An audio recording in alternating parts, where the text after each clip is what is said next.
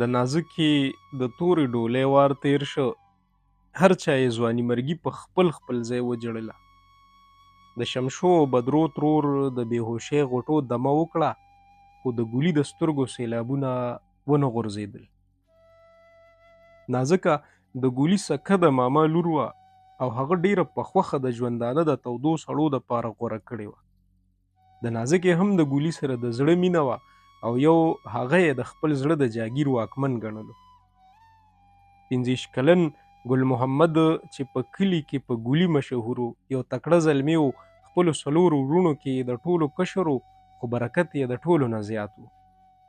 د منظومانه قد، مضبوط بدن، ډوډۍ مخ، روڼو تندي، برابر شونډو، خړو سترګو او تورو ډکو بریتو غنمي رنګ مالک ګولۍ که د همزولو په ټولګي کې د ټولو نه ښکلی نه و، نو چا ورته بدرنګ هم نشو ویلی.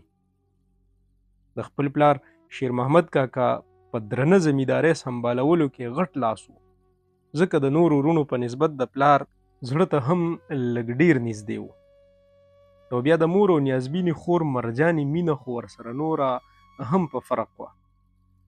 د ګولي مور او خور د هغه د خوښې نه سل په سل خبر وي، ځکه یې ورله د انځرګل ماما په لور ګوته ایښودې وه. په انځرګل ماما خپله خور بدرو ډېره ګرانه وه، همدغه وجه وه چې خپل خوريي ګولي ته یې نازکه په نیمه خوله بخښلې وه. د زرزري سترګو مېرمن نازکه د خپل پریوانه حسن او خندني اصیل خوی له کبله په چم ګاونډ کې ښه ښکاره وه. د محلت د هر عمر زنانو سره ټوکې وشتې او راشه درشه د نازکې ځانګړې خوبي وه. هر څوک د زمیندار په کور کې پیدا وه، خو چرته ګل یې له ډنډره نه و مات کړی. نکریزې او بنګړي یې ډېر خوښ و، هفته کې به یې خامخا په لاسو پښو تازه نکریزې لګولې او لیچې خو به یې کالو سره د بنګړو نه ډکې وي. هر وخت به یې ځان داسې سنبال کړي و چې همزولو به په ځای د ډولۍ د ناوې په نامه تنګوله. عمر یې په ګرانه 14 کاله و، خو د خپلې ښېرازۍ په وجه ډېره زر د ځوانۍ په باغ ورګډه شوې وه. د نازکې دغه نیازبینتوب ته چې به کله کله د هغې کشرۍ خور زرغونې پام شو، نو خپلې مور ته به په غوسه غوسه کې په یو سا لګیا شوه. مورې، دا ناپکاره خو راته تا د خپله لاسه په سر خېجولې ده. نه یې تر اوسه پورې د ډوډۍ کټوی سم چل زده کړه او نه یې د کور په کار کې زړه لګي. وړه خو نه ده چې په څه پوهېږي نه. سبا بله ورځ چې واده شي نو بیا به څه کوي؟ یوازې نکریزې خو نه دي چې په لاسو پښو یې پورې کړي او لیچو کې شنه سره بنګړي واچوي یا ټوله ورځ په دیوالونو د چم ښځو سره ګپونه ولګوي. خدای خو دې زر تر زره د بدرو ترور لاسو له ورولي چې په پته پوه شي چې د سیره څو پخېږي. خو مور به ورته په خندا خندا صرف دومره قدرې جواب ورکړه: خیر د زرغونی لوري، مشره خور دې ده که نه، او بیا یې چې په خپل سر یې شي نو هر څه به په خپله زده کړي. او اوس خو لورې هسې هم د څو ورځو مېلمنه ده، پرېږده چې لږه دمه شي. هغه ستړې کله وه او دغه شان به زرغونه په قار قار د کور په کار یوازې اړمه شوه. نازکه لا پوره په سطر هم نه وه چې د ګولي زړه ته پرېوتې وه. ګولۍ چې به کله هم ماما کره د څه کار په نیت راغی، نو نازکه به یې په هېڅ بې حسه تنګوله. ټوکې مسخرې به یې ورپورې کولې. خپلې مامي ته به یې په خندا خندا کې وي: مامي، زه هر وخت دا سوچ کوم چې اخر ستا دا پیشو لور به کوم بدبخته ته ودیږي. په دې خو به ډولۍ هم بده ښکاري. نازکه خو دومره ده چې د چای پیالې ډکولو سره پرې هم خولې راماتې شي. او اکثر به ورسره په داسې قسمه خبرو د نازکې جنګ شه. خو چې کله به ګولۍ ښار ته لاړه نو د خپلې خور مرجانې سره سره به یې نازکې له هم سیټ نیم بنګړي خامخا راوړل او نازکې به هم د پپو د زوی د لاس راوړي بنګړي ډېر په مینه اچول. او دغه شان د ګولي د لاس بنګړو اچولو کې چې کله نازکه د پیغلتوب په لیوني موسم ورګډه شوه، نو ګولۍ یې په ړومبي قدم د خپل وربل ګل منلی و. د ګولي خور مرجانه چې د نازکې همزولتیا کې وه، نه یوازې د نازکې ډېره ښه ملګرې وه، بلکې د خپل ورور او هغې د مینې شړلو رازداره هم وه. او ډېرې پیرې یې د دواړو د ملاقات دپاره لاره هواره کړې وه.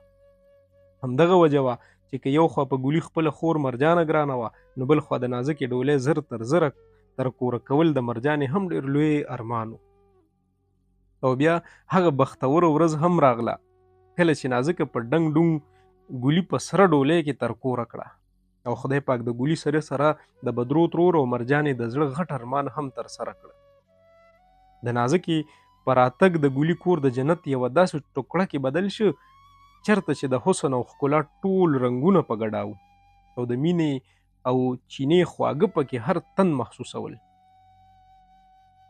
ګولي سره نازکې د هغه ټول خاندان له هم دومره بېکچه مینه ورکړه چې د خاندان د هر وګړي زړه په خپل خپل ځای وګټلو.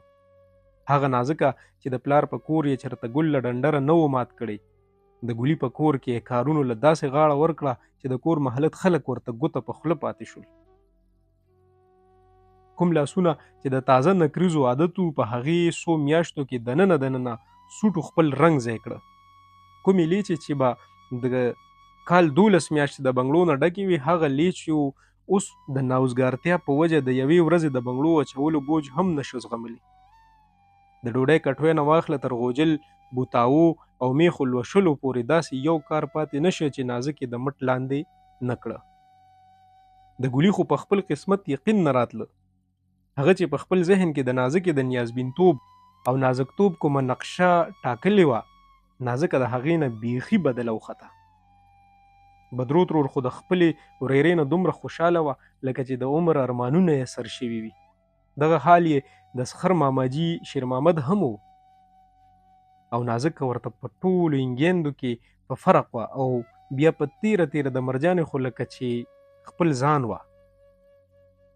کال کې دننه نازکي په ګولي د خپلې مینې دومره خواږه پیرزو کړه چې ګولي یې خوب هم نه ولیدلی. اوس یو د اولاد خواږه باقي و چې ورته د څو ورځو انتظار و. دغه د جیټ د میاشتې یوه سخته ورځ وه، ځمکې اسمان خوله ورکړې وه.